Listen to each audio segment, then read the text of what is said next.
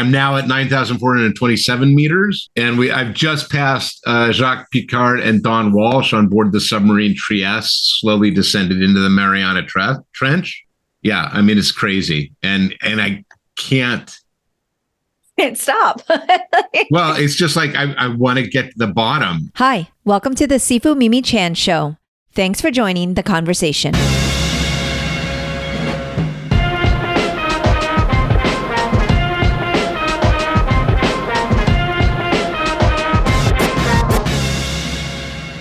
Greg Rucka is back on track. We literally roll right into this podcast today and don't have a formal start, so take this intro as my hello.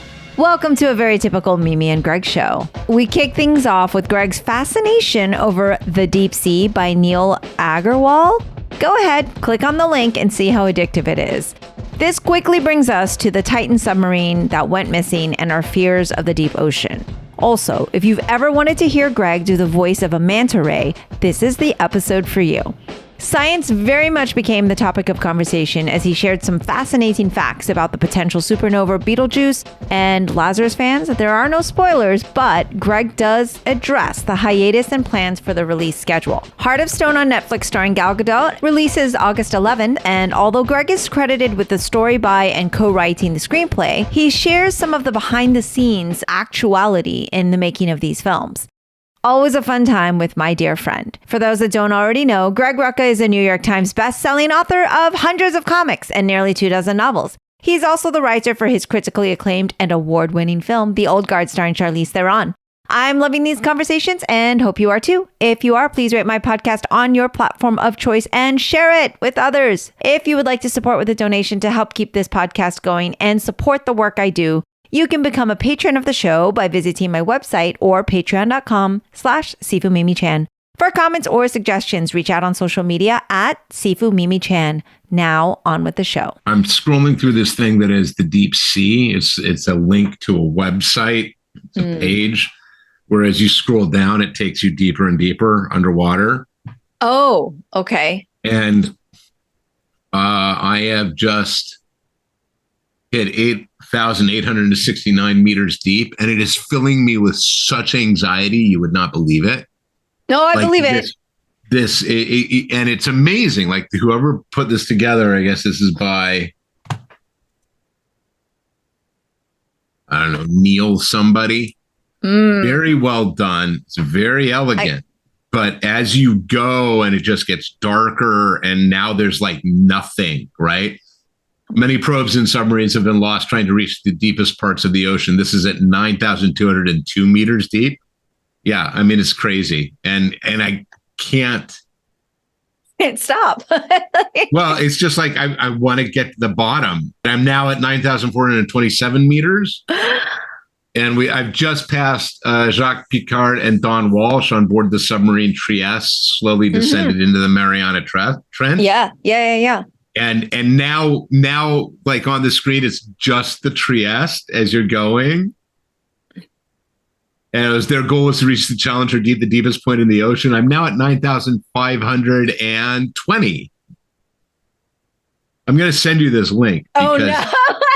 No, it was this. I didn't get lost like you. No, it started and I was just like, I don't know what to make of this. Right.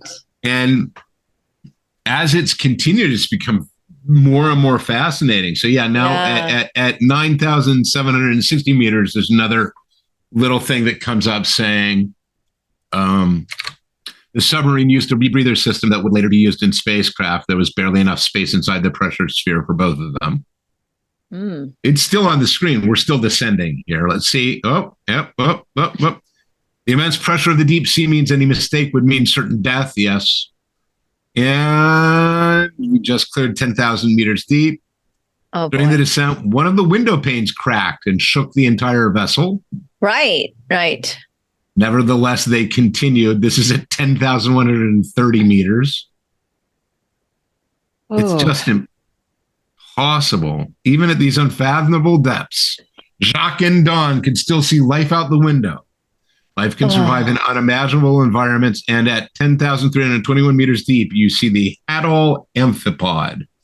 And that's the thing. It shows you like these little call outs to these, like the various degrees of sea life.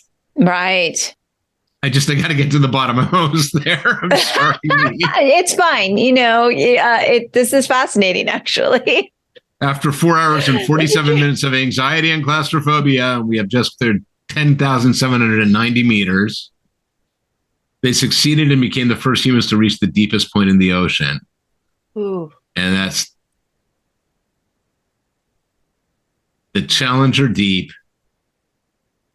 Wow. And you get to the bottom, and it is the bottom. 10,924 meters deep. And this is the deep sea made by Neal Agarwal. And it's stunning.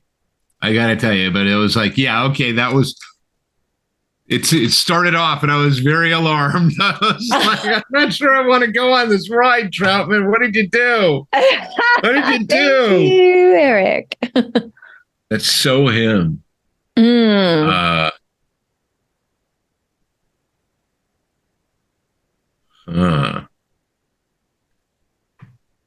So how are you doing?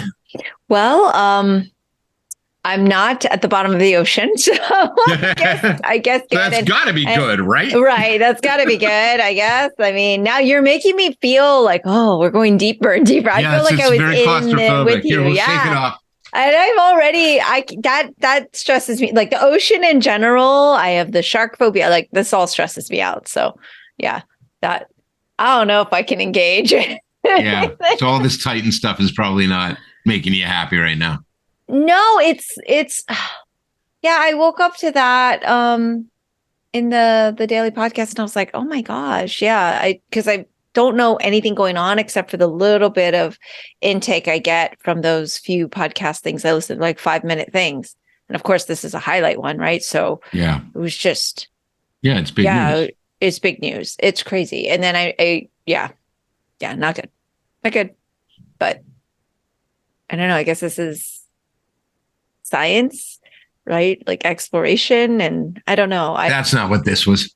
Well, because this is supposed to be for like adventure tours, right? That's what it is. Yeah. It's adventure tourism. And it's like, okay. I mean, there was an interview with, I guess, one of the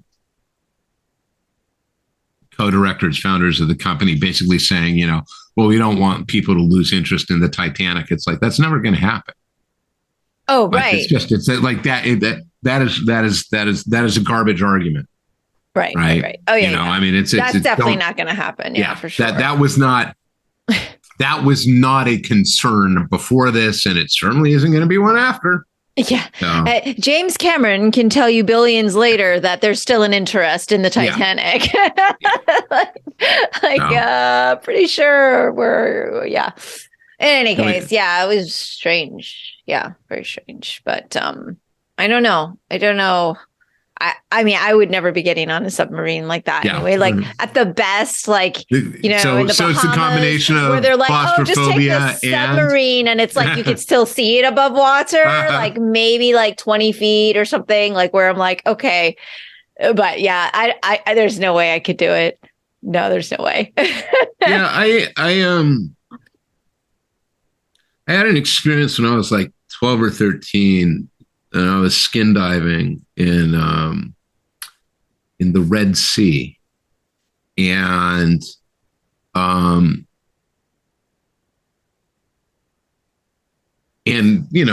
these beautiful fish, and you can see I wasn't that far from the shore, but I was underwater, and I don't know what it was, but I remember I was swimming and being like, this is really cool and so on. And then the seafloor moved as a ray of some sort came up, out of where it had been parked. Mm-hmm. And my late father, may he rest in peace, said, I came out of the water like, I was being chased by the hounds of hell. Mm. It was, and I remember it. It was a acute experience of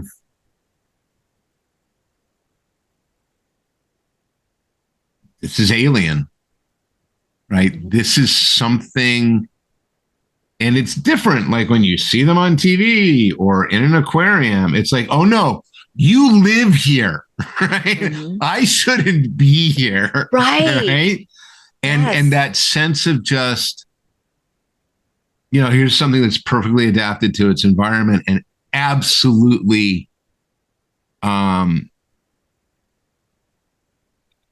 cognitively dissonant to everything right? It's just like things don't move like that. Things don't look like that. And when you have the separation of a wall or glass or a screen, right, we can detach and you can disassociate. Yes. When you are there on its patch, it's like, oh, I'm going now. Yeah. I yeah, and I will never forget that sense. And then, several years later, I was at college. My parents went on a cruise, and Dad went swimming, and he got stung by multiple jellyfish. I don't know what the species was, and ended up hospitalized for like a week and a half after, like he nearly died.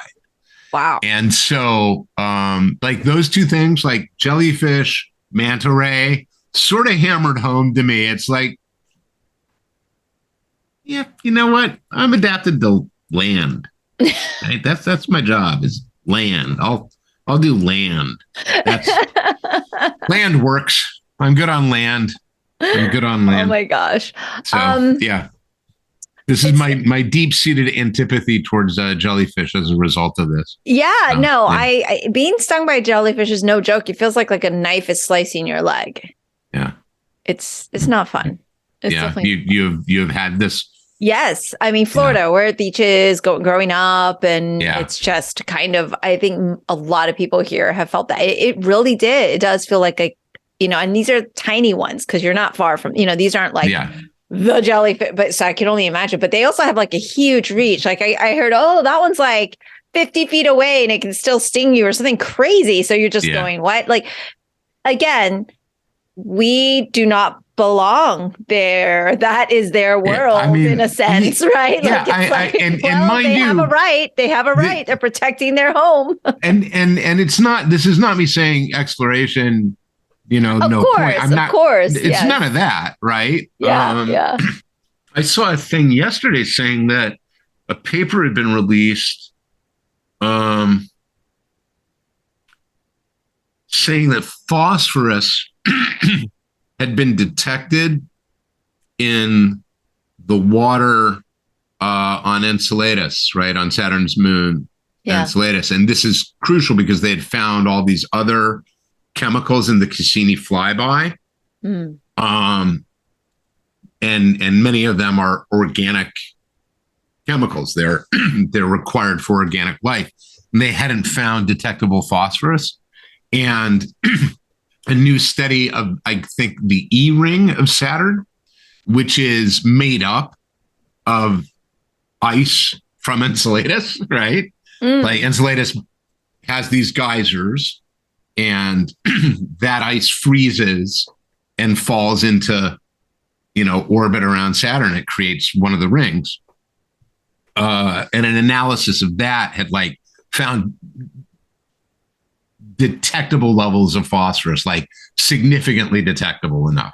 Right. And this doesn't prove anything, but it's yet more numbers in the equation of there may be, certainly there are the building blocks of there may be life on Enceladus, which is kind of awesome. I'm all for that kind of exploration. Right. I just am not sure I would want to live on Enceladus, I guess is what I'm saying. So I wouldn't mind visiting briefly, but I know that there are people wired differently than I am. I know there are people who love scuba diving and so on. Yeah. I I find it wildly uncomfortable. Yeah, I don't know why. So that's not my place. Yeah, we're the same. And this is really interesting because we're 15 minutes in, and I'm not sure if like hello now is like say hello. I'll totally like hello. Yeah, I'm just gonna go right in. I'm gonna pre-roll to like Greg going, oh my gosh, we're going deeper into the abyss, and then it'll get to my intro. Let's make it clear. And then I'll just pick up. It's just funny because I tell Oscar, I'm like, yeah, I've got Greg today. It's so awesome. Naturally, I've done no notes. He's like, and why would you at this point? You guys just talking is pretty much it. And he's like, this is different how. Here, you know what I'm going to do? I am going to, and this way you can include it when you post it here. Yeah. I am sending you the link to this. Of course you are. Yes, you are. Look, because it's part of what we were talking about, right? It is. And when you talk about the scuba diving, I think I've shared this story before because I think you and I have probably touched on this as we have many things, but like Oscar and I had it as this bright idea that we thought it would be something we would love. As a child, I loved snorkeling, being in Florida, going to the Caribbean all the time. I love the water, but only to which I feel like I'm in control of. But we go to the Caribbean all the time because of these cruises and things. And so I'm like, oh, it would be great to get scuba certified. And I'll tell you what, someone we knew was a master diver, so was doing private stuff. We hated it. I felt so claustrophobic. Really? And we weren't even like in the deep ocean. Oscar didn't like it either? He didn't like it either. He's a Brooklyn boy. I mean, he's the concrete jungle. Yeah. Nothing here is tall enough. Yeah, they barely made it to the YMCA pool. You know what I'm saying? Like there was no water in his upbringing. So like I love the ocean and stuff, but I'm very apprehensive. Like when we were in Australia, I was like, because I've watched every Discovery Channel, I wouldn't even go in the ocean there because I was so scared everything would kill me. So I should tell Nicola that. So I'm definitely afraid. So yeah, that claustrophobic feeling. You'll get to do it in person at Rose City. You'll be able to say, I will stand right there and I'll say, tell her. Tell her what you think of her country. Exactly. Yeah. All the animals there are deadly. Well, I am hoping to move there soon enough. So what? Yeah. So I'll have to adapt. Oh my goodness. That is always it has been a goal. It has been a goal. So yeah. Wow. We will see. You and I will have to find an interesting time to schedule these talks when that happens. It can work. It'll be morning, my night, or vice versa. You know, it'll work. It's just the math. The math is it's the math that'll do it. Dude. So there's like a nice little app that I found online, or a website I found online that helped me when I scheduled Nicola's, because I was like, okay, I don't want to look like an idiot. Like how many hours are we going? But it's hard. Yeah. If you have an iPhone, you can, just set up your different clocks for like wherever you want to be. Yeah. So there's the world clock, right? And then but you still have to count the number. So if I go, okay, but I want to do 10 a.m. All right. So what time is but that? The cool thing, if I remember correctly. Like for the calendar, you mean? Yeah. No, I mean like in the clock app. Okay. Yeah. So if you open up a world clock and like you pick, say, Sydney, it'll say tomorrow plus 17 hours from where I am. Yeah. Right. So it's tomorrow plus 20 from where you are. 14. It says 14. Yeah. Oh, you went the other way. Because I'm the other way. Yeah. Right. So there you go. Yeah, but there's still math involved. There's still math. Oh no. I know. You're overestimating me, Greg. Look, I've been we've talked about the fact that I am a science nerd. I'm a physics nerd. Yes. I know just enough to be dangerous and not understand anything. Right. But that doesn't stop me from like, this is the thing that I consume. Yeah. As sort of my, it's recreational pleasure. Right. Mm-hmm. And I was just watching, I've had a lot of calls today and in like the half an hour between my last one and you and I getting on, I had looked at YouTube for some reason and was looking at, where is it? Let me find it. Oh, I got to go to my, You would think their website would be a little easier to use, and it isn't. Oh, YouTube heard you. Now it's going to start sending you like tutorials. Oh, they're just horrible to me anyway. Yeah, and it's not coming up on this because it isn't updated. I was looking at a Veritasium on. I want to say it's the Golan's problem. You might as well be speaking like French right now. I'm like, what? Look, I am a supporter of PBS space time. I am interested. So educate me, sir. Yeah. No, it's just I keep having these moments where I'm like, okay, literally the vacuum cleaner is right over me. But or over. Earlier, I'll just keep going. Earlier, I thought it was the submarine sound, the descending sounds. I was like, wow, that shit is really realistic. I was like, no, this is. You do sound like you're underwater. We're going to annoy everybody who hears this. All I was saying is that, so I look at all these things and I find them fascinating and I try to read up on them. And then I go, oh, yeah, I don't understand that at all. But I can barely get sort of the edges of it.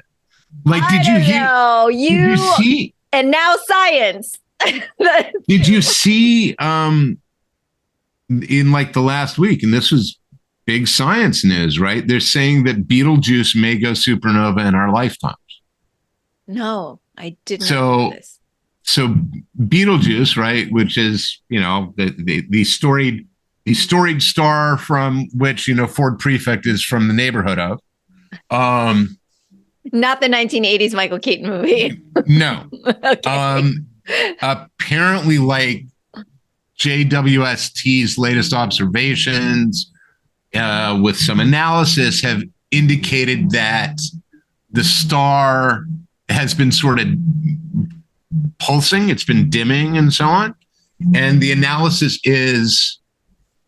in the spectrographic analysis is that the star has reached the stage where it's now starting to eat its own carbon, right? So it's running out of fuel.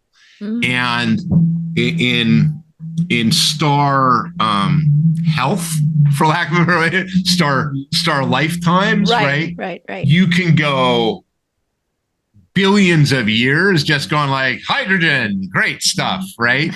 But once you start exhausting the hydrogen and you start going to the heavier elements, it starts going faster and faster and faster, right? Because the process of consumption and the way that gravity is reforming these elements, right? It kicks up, and when you hit iron, is when the star goes, right, show's over. and that's literally kablooey. Yeah. And carbon is not a long step. And so bearing in mind that the light we're seeing is like, I don't even know how far Betelgeuse is away.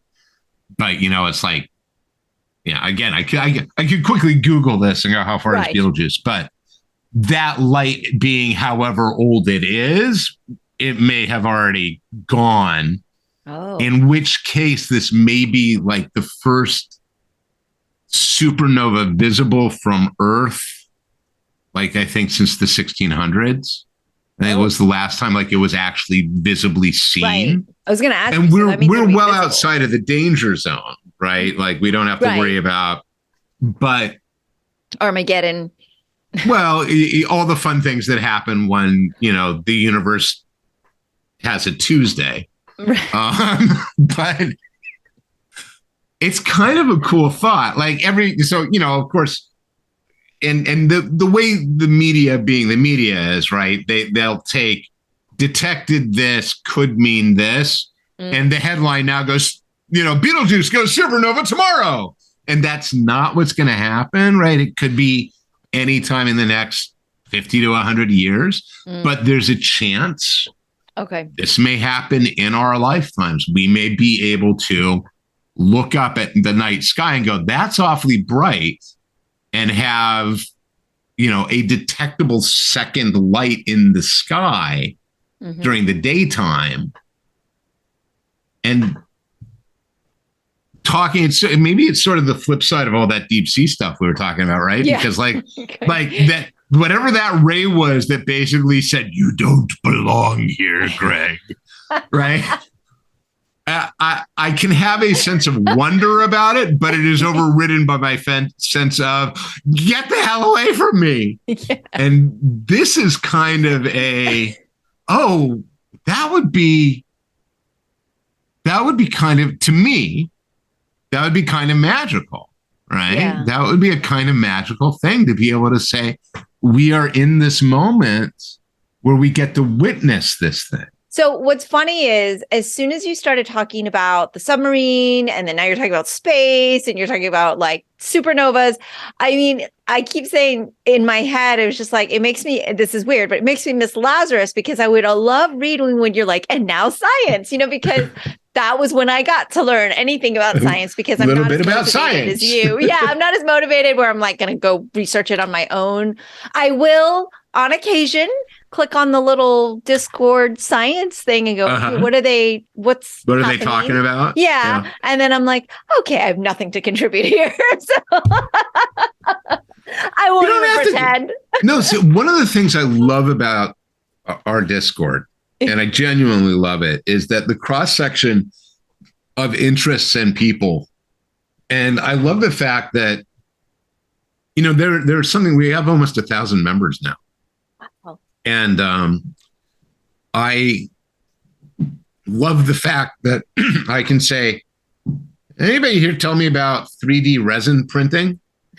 And within a minute have like, oh yeah, take a look at this. And I would look at this. And it's like, so the cross section of folks from around the world on the server and their areas of not even expertise, their areas of passion. Yes. Right. Like there's always going to be discussion in comics, right? There are people always talking about the latest comics thing or here's the latest Marvel show, or did you see this movie? There's always going to be that. Mm-hmm. But I love that we have some super knowledgeable people about electric vehicles, for instance. Oh, okay. Right. Like we've got a writer, we've got a journalist who is at Ars Technica, who can speak with a great deal of authority about automobiles. There are a raft of programmers, right? We've got the graphic design contingent. We've got cooks, right? We have chefs who want to share their recipes. Yes. And I do love the ability to be able to sort of go like, hey, anybody see this thing? It is the flip side problem of also going, I'm curious about X, and then you get, more information than you know what to do with by way of an answer. Yes. And it's like, you got to say, it's like when I talk to Oz, right? When I talk to Oz about anything regarding network security, it's like, dude, just tell me what to type where, right? Because I don't get it, right? You get it, you understand it, and bless you for it. I mean, bless you for it, seriously. But me, I'm just like, I just want to make computer go now. Yes. So. No, I hear you. Yes, it is fascinating. And that is what's kind of cool about it because it's an international place. It's really neat. You can go, right? And everybody's cool. But I also lots of comics. I also don't think I didn't hear the very gentle I miss Lazarus unspoken when's it coming back. No, you were really clear to me, but you may want to reiterate for our listeners. Yeah, I will reiterate. So for those of you who hate my guts for making you wait, I'm going to make you wait. Michael is now drawing the third issue of Lazarus Fallen. He is moving more quickly than he had been. Which is great. We seem to have figured out one of the things that there were a couple things in sort of our production line that were slowing things down. Okay. I had been thinking, I think I had said we were going to go 12 to 14 for the last issues. Mm-hmm. And I was writing the latest script going. I think I can do it in 12. And now I'm in this place where I'm like, I'm probably going to need 13 or 14. Okay. Once we have 8, we will solicit. So we are, look, we're another 8 to 12 months from soliciting. That's fine. That's not when we wanted to be back, but I really, really, really want us to release these last issues monthly. When you have, I would love if we could do it without a trade break. Mm-hmm. I mean, I would love it if we could say, like, here is a year and a half, or just under a year and a half. You get the issues monthly. Yeah. And we're going. But I'm at this place now where, and this is why The Forged is on the schedule it is, right? Mike is drawing the first issue of the 3rd arc. Okay. Right? Like that's or he is about to. We haven't even, we just solicited the first issue of that arc. So we're far enough ahead. Mm-hmm. And I'm not, what the, stop that. Apparently I've started a workout while sitting here. I don't, the worst thing that happened with creator ownership for me was, and it's the trade-off. When you work at the big 2, the issues come out monthly or they kill you. Mm-hmm. Right. And by kill you, I mean, they fire you and get somebody who will do it. Yeah. When you're doing creator ownership, you're not talking about rotating art teams and so on. Everything's got to be done by the same people. And the flip side of that is that it means the schedule can give. And because the schedule can give, it does. Right. And I don't want to do that anymore. I don't want to do that. I don't want us to go, here's an issue, and now you're going to wait 6 months for another issue. Mm-hmm. I think this is a good plan. I'm going to be eternally grateful, and I really mean this, to the fans who have been patient and willing to wait. That is incredibly generous of them.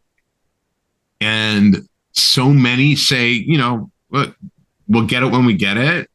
We want it to be good. Do what you're doing. And I am grateful for that, and I appreciate that. But it's also a periodical medium, and we're not meeting that. Right? We're not releasing periodicals. We're releasing annuals, Mm-hmm, mm-hmm. So, and like I said, I think and it's interesting. I had an interesting conversation this week with David Macho, who is basically, he's sort of our interface with Santi, because Santi's in Spain, right? And, being able to tell David, you can tell Santi, this is it. Like, this is what we're doing. This is the plan. And wanting to get everybody on board for these last issues and be like, no, we're going to end this thing. It's going to end. It's going to end. Yes. Yes. And hopefully end well. But, I want these issues I want them to be the best they can be. And I think part of that being the best they can be is also being there when we say they're going to be there. Mm-hmm. I mean, it's hard, making these things is not easy. No. And that's not me asking everybody to get out their tiny violins for me, but it is acknowledging, look, if it was easy, everybody would be doing it. That's right. I say that all the time. It's very true. It's very true. No, I'm good about being patient. That's fine. Because in all honesty, you're like, oh, it could be 12 or 14. I'm like, make it be 14. Because it's in some ways, I don't want it to end. I want more. Yeah, because I know I'll be so sad. So in some ways, I'm like, okay, we're in a holding pattern. So I know it won't be over. It's entirely me figuring out. So much of Lazarus has always been about, what do we need to see, right? Because, God, it would be a lot of fun to go, hey, let's do 3 issues, in India. Yeah. Right. And see what's going on. You too. Yeah. But that is not related directly to what's going on with Forever and so on. So, it really is me sitting there going, what do we need here? What has to happen here?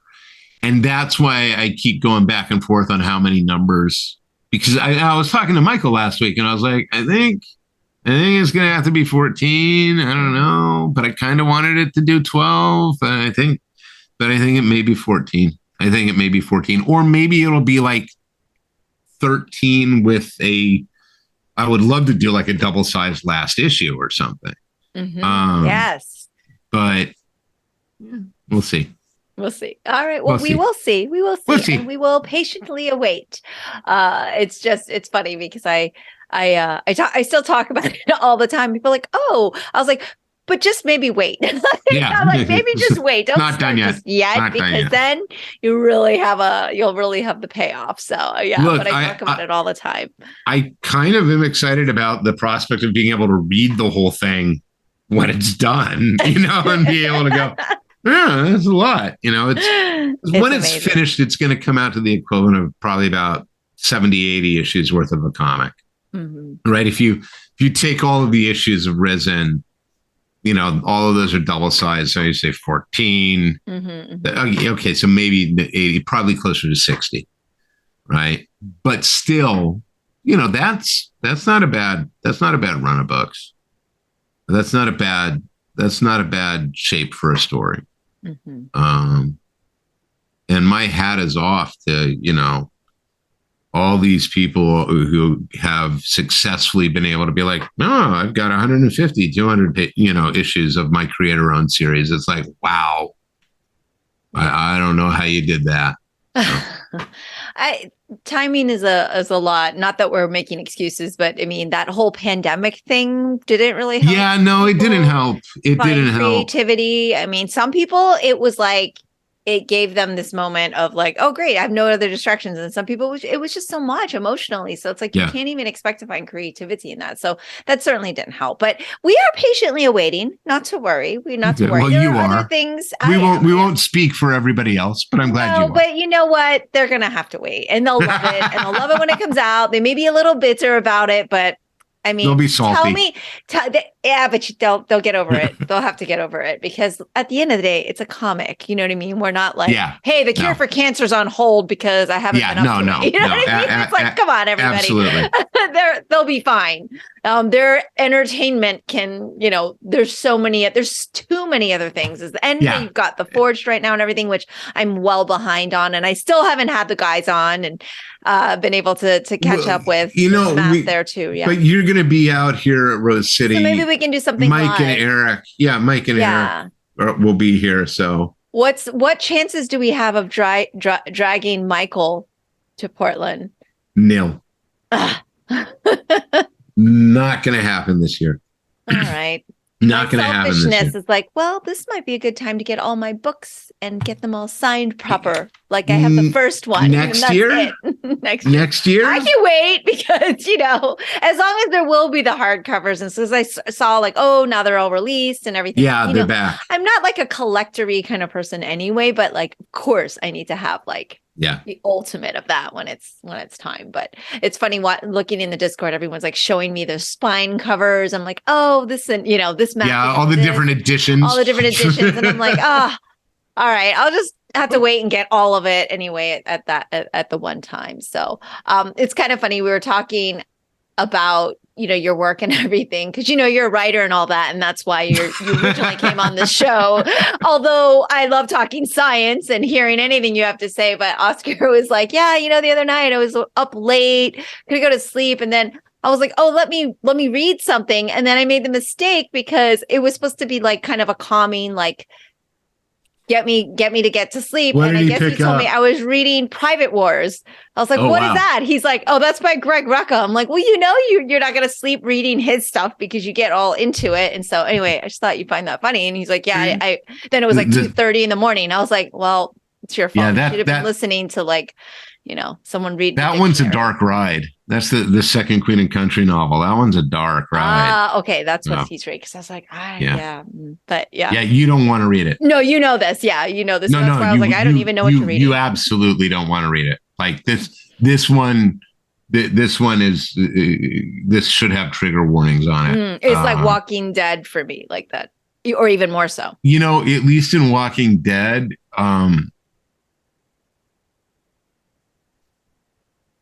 Walking Dead describes horrible things that have happened to people. Mm-hmm. You don't witness it.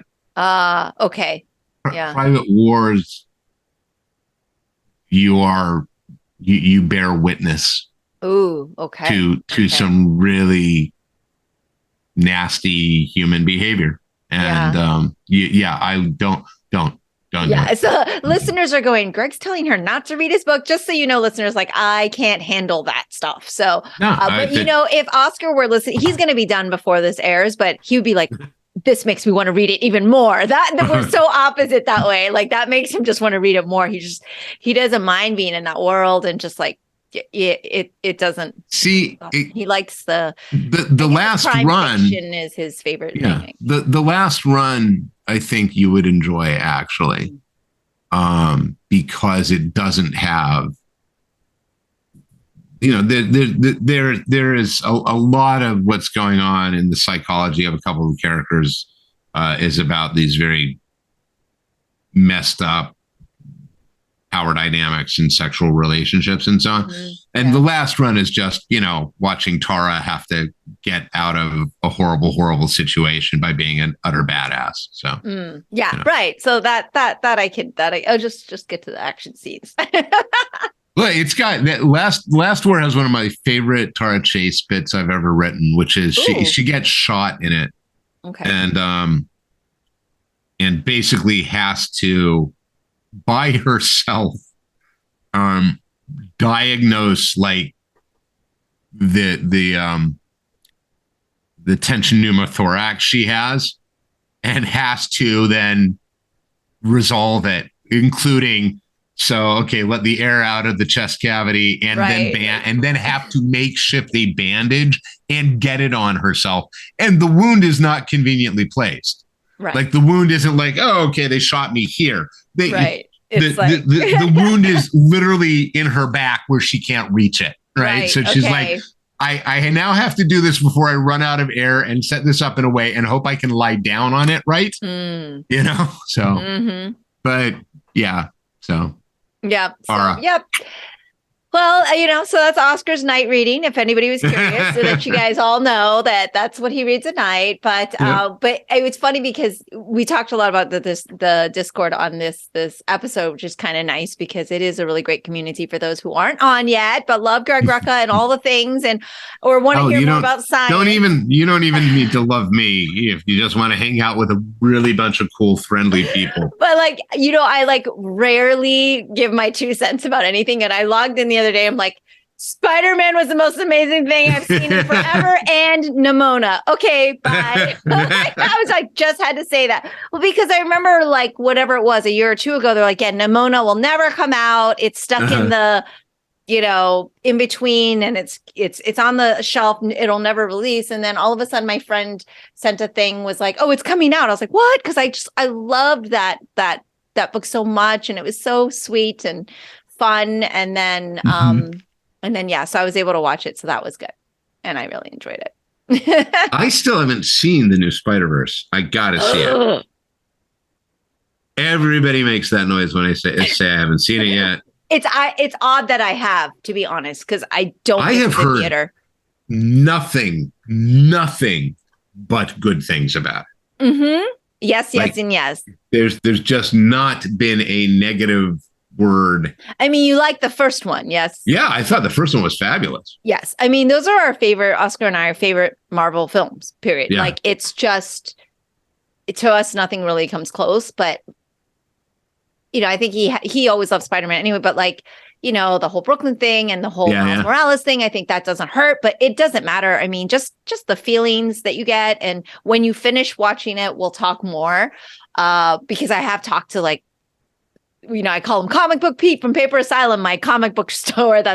My local store that's in Massachusetts, Yeah. That's where I get my comic books. And, someone who's been doing this so long, like what he shared was so interesting for me, because I haven't been a lifelong comic book reader, right? But like him sharing what he shared regarding what he saw in that and the feelings, like, oh my gosh. But just as a viewer, it's phenomenal. So yes, we'll have to talk about it when you do watch it, because get to the theater. Like absolutely. All right. Like tonight. Tonight I have plans. Date night, Not tonight. Not tonight. All right. Tomorrow night. I'll take tomorrow. Tonight is family night. Tonight is family night. And tomorrow night's Shabbat. But okay. Saturday night's a Timbers game, so maybe Sunday. Okay. Maybe maybe Sunday.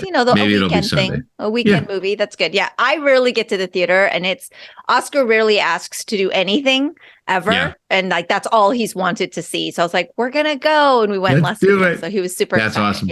Yeah. So it was really good, and it made us happy. So yeah, I rarely log in to say very much, so I was like, but I mean, I am curious to know what you thought of Ted Lasso. I haven't watched it yet. Oh, no wonder. I was like, because I haven't seen you make comments. Okay. No, haven't watched it yet. Okay. And you don't have any of your subscriptions? Did you already cancel everything? We still have Apple TV because that's hard to get rid of right now. I mean, it's just it's integral to everything else we're doing. We've cut everything else at this point. Yeah. Which kind of hurt, because cutting just before Strange New Worlds came back was painful. But then the flip side is their app sucks. So I give and take. So the way we don't, I don't know when this happened, but at a certain point we stopped watching TV as a thing that we sat down and did to watch together. Right. That's just not the way we consume. And so we don't consume actually a lot. It tends to be like, we're going to watch this thing at this time. And right now, because the kids are home, right, for summer, watching stuff needs to be something everybody's happy to watch together. And that also means then that it has to be stuff that they haven't already watched. So it's going to be the fall before Jen and I watch Ted Lasso. Like Dashel will have to go back to school before we can sit down and watch Ted Lasso. At which point we'll be able to watch all of it. Right? Yes. Yes. So I'm okay with that. And I've done just go watch Spider-Man. Yeah.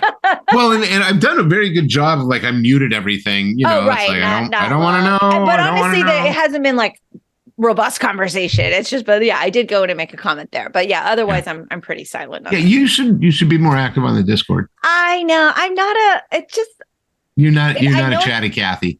Not in that. I'm very chatty now, as you can see. Even texting, like one of my friends just loves to text, and I prefer a phone call or a face.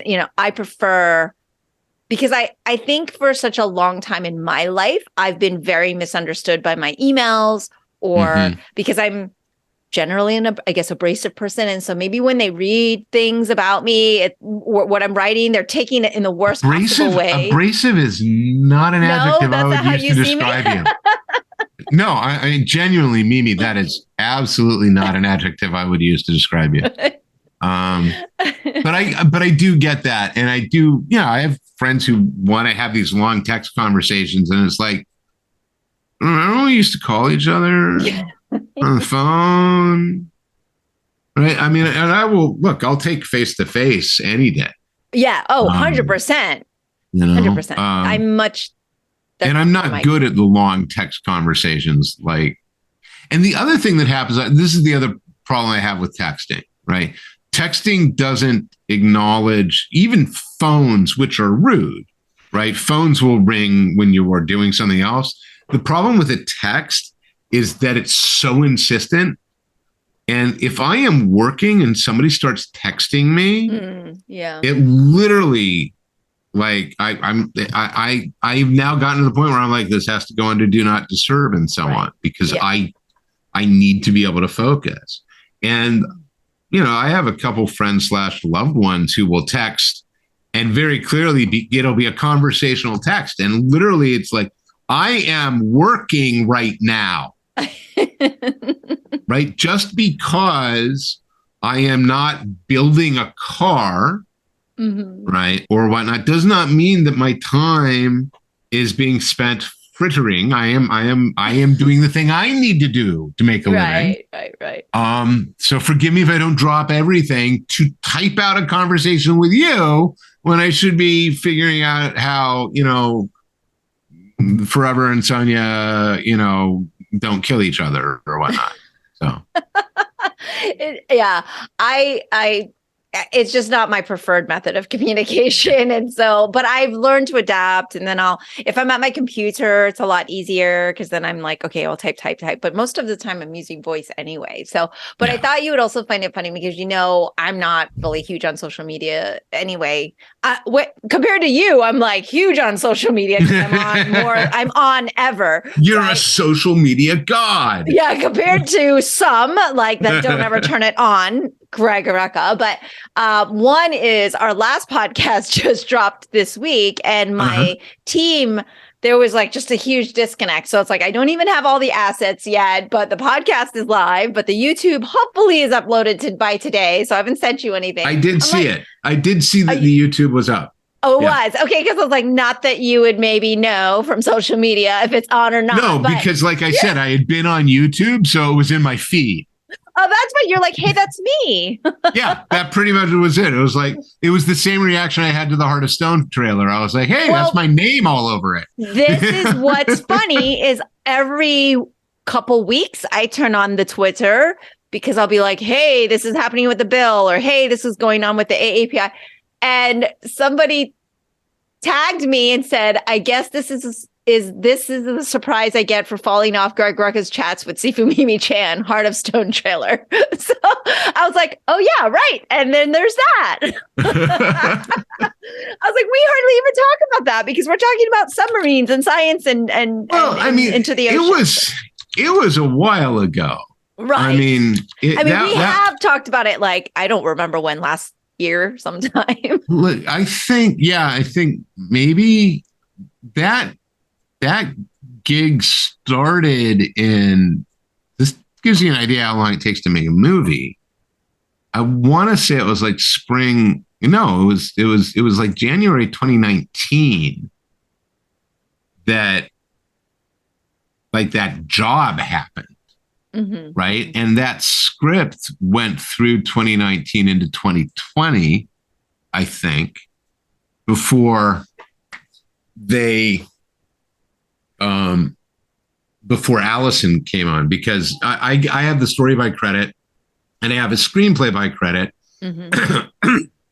But the way that works, the credits read very confusingly because that makes it seem like Allison Schroeder and I sat in a room together and wrote this thing.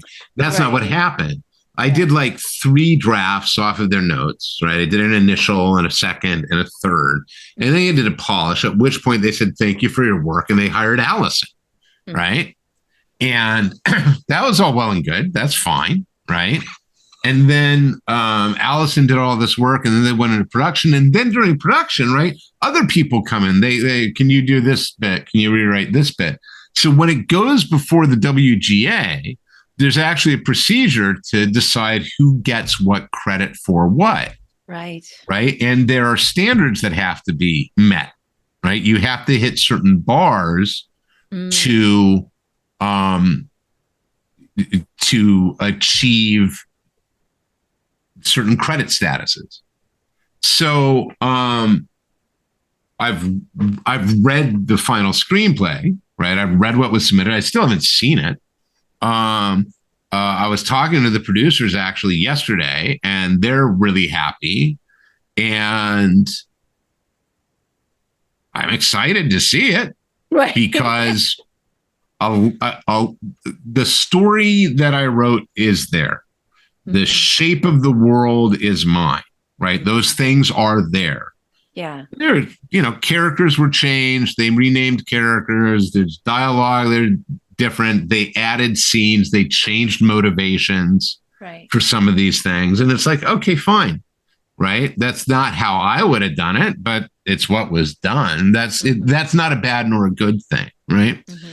What I find interesting, and which I didn't really understand until I started working in Hollywood, is like you will literally sit down, watch a movie, and it'll say screenplay by Sarah Johnson, right?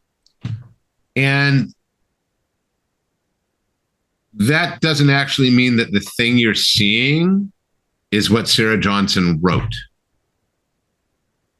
right? The thing you are seeing may have been rewritten constantly top to bottom throughout production and post-production by a whole bunch of people who are not writers but think they are. And at the end of the day, Sarah's name, because she was the one who started it, is the name on it at the end. Even if Sarah then sits in the theater and says, where did the talking lamprey come from? Right? There was no talking lamprey in my script, right? That's not what happened in my story, right? They were supposed to live happily ever after. He wasn't supposed to murder her. Right. And I thus have an enormous sympathy now when I see certain movies get hammered and then people go after the writer. And it's like, okay, the writer didn't do that. Right? The studio did that, or the director did that, or an actor decided they didn't want to play it that way. Right. Like it is a cliche, but writers are like of the above the line names in the industry. Writers are the lowest of the low. Everybody tells you, we need you and we love what you do, and you're the first person they ignore and disregard and go. Everybody thinks they can do it better than you. Right. I can think of a director who literally arbitrarily was changing lines because she thought things sounded better. And literally in these changes, didn't understand what she was changing. Like literally, you can't substitute a different city, right? You can't put in Reykjavik for Paris. You can't do it. Paris was there for a reason. And I'm glad you think Reykjavik sounds cooler, but maybe asking why it was there, because now you've just literally reduced this to nonsense. And when you do that, the writer is the person who's going to be the one who looks like an idiot. Right. Yes, 100%. You see what I mean? It's always the first to be like, this writing's horrible. Yeah. Nobody's going to sit there and go, oh, the director changed that on the day of the shooting because they thought it sounded better. Yeah. No. And, that's not the... I have, in the course of now 30 plus years of career, written in a variety of medium. Yes. Right? I have been all over the board. And far and away, movie writing is the one with the absolute least agency. Like, movie writing is a process, unless you are a writer-director, where you are... it's a service industry job. The best way to really have the power to. Yeah, and to such an extent, it's literally it really is a service industry job. It's literally somebody saying, "I am giving you this order," and then you try to fulfill the order as best as you can, and then they go into the kitchen and they decide that you know what? I know you made the hollandaise sauce the way you're supposed to make a hollandaise sauce, but I'm going to add this, that, and the other thing. It's like, well, you broke the sauce. And then they walk out again, right? Leaving you there going, okay, so now everybody thinks I don't know how to cook. You know what I mean? Mm-hmm. It is a thing. Mm-hmm. Yeah, it is a thing. Exactly. I mean, I think, and we're out of time, but I definitely think next time I want to kind of ask you a little more about that, because it's like, is it better then to be like not the screenwriter on something that you kind of have ownership over, or is it better to just like, all right, someone else? Well, but they all fulfill different needs, right? Like if I wanted absolute control, I'd write novels, right? But writing novels are very painful for me. They're a difficult, isolating process. Yeah. So and a novel ultimately comes down entirely to the author. It is the author's ability to execute.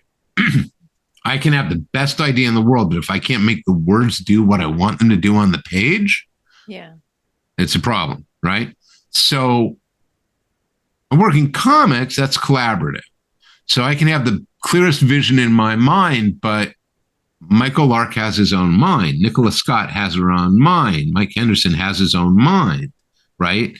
Eric and I can put a script in front of Henderson, and we can give him the best description that we want of something. And Eric and I, maybe through some act of, God, see it exactly the same way.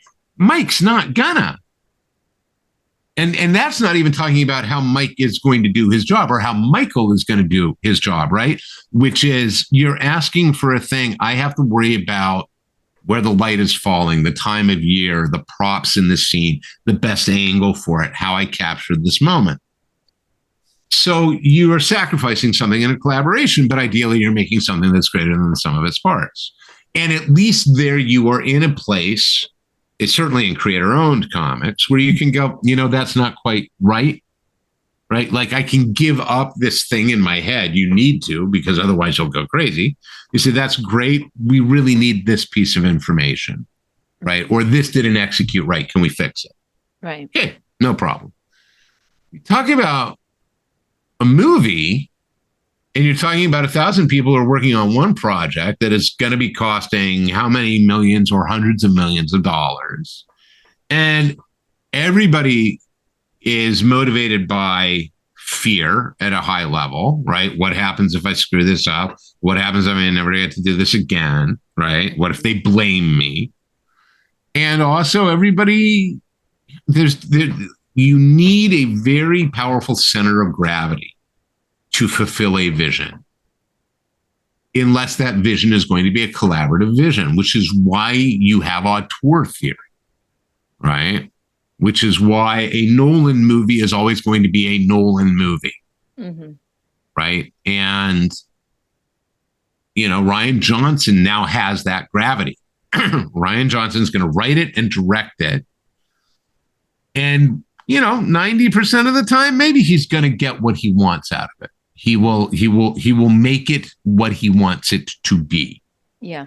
But even then, and it's an arbitrary percentage, but there's 10% that is the studio saying, well, you can't do that. We don't like that. You need to change that. And that's a sliding scale. In some cases, the studio may be 70%. The studio may look at a cut and say, we hate it, do all these things. And be like, but that's not the story we were telling. Doesn't matter. That's the story we want to sell. So. Challenges. Yes. And on that cheerful note, we should talk next week. Definitely. We'll definitely talk next week. It was a pretty cheerful podcast, though. Oh, it's always delightful talking to you. Come on. We should open up questions next week on the Discord or something. Should. Yeah, let's do that. Let's open up questions. Or really crazy, we should schedule one of these live. Oh, yeah. That'd be crazy. We could do that. We could do it. Do a live chat. I've done the live chat and I can figure out the technologies for it now, but it's been a minute. But yeah, we should do that. We should try that. Schedule it with the all your fans, Yeah, both of them. You and Oscar. We're just your biggest fans. You've got 1,000 minimum. That's not creepy at all. Okay. They're not that. This is no. Don't fall for that. Don't fall for that. That's how you start believing that your shit doesn't stink. No, but it's... You know what I mean? It's like, there's 1,000 people that came here from... No, they didn't. Oh, they didn't. But you were definitely the catalyst. Your work is the catalyst. No.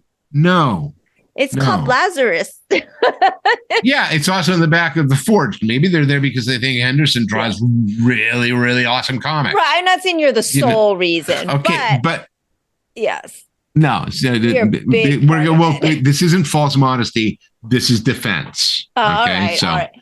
I know we have to go, but what is this thing that people think the Lazarus Discord is, but it isn't? I think they think it's a programming language. A programming, because I think every now and then we get somebody coming in with a very technical question, and we're like, yeah, what is happening? Okay. All right. Well, then on that note. And I'm still amazed by the number of people who end up in the new user portion of the server and cannot figure out how to get out. They need to read the rules and type in the thing that it says to type in to get access to the rest of the server. Like, that amazes me. The number of people who just can't seem to, they're like, why can't I'm not seeing anything. It's like, read the message, man.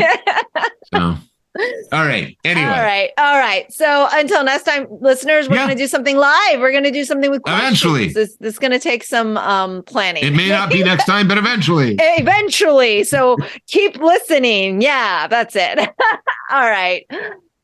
We'll see you soon. Mwah. That's all for today's episode. Thanks for listening to The Sifu Mimi Chan Show. Please subscribe and rate my podcast on your platform of choice and leave a review. You can become a patron of the show at patreon.com/SifuMimiChan to help keep this podcast going. Follow me and interact on social media at Sifu Mimi Chan on Instagram, Twitter, or Facebook.